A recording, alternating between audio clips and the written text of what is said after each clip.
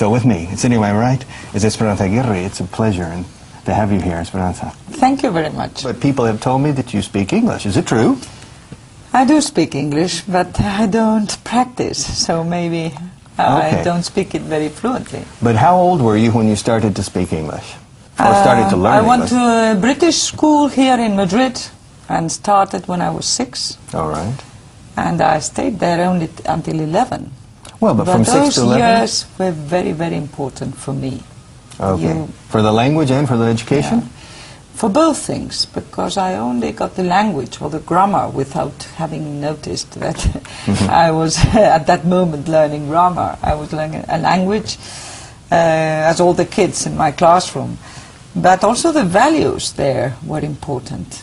Has English been a useful tool for you? Yes, it has been very, very useful. That's why I think it is my duty as the president of the Madrileños. I am the responsible of the education of the Madrileños to promote the bilingual teaching here in Madrid. Not only in the private schools for the parents that can pay for it, but also, or especially, in the what we call public schools, which is the contrary of what the Brits call a public school.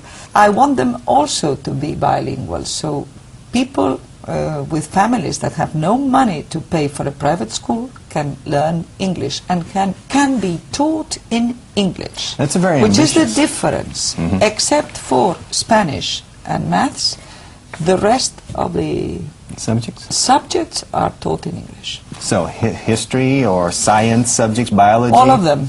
Okay. All of them. And that means a very important commitment of the parents, of course, but also of the teachers. Ask Esperanza if she studied law.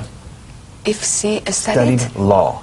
Derecho. Okay. Did you study law?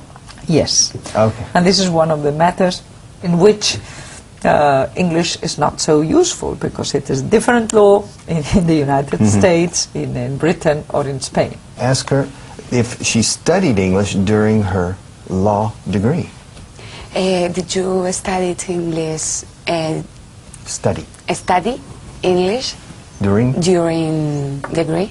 The degree? The degree. Yes, I studied during the summers. One of the summers I went to Cambridge, and another summer I went to the United States. I lived in a family there. Where in the States did you go? I went to Harrisburg in Pennsylvania. Okay. There I lived in the house of a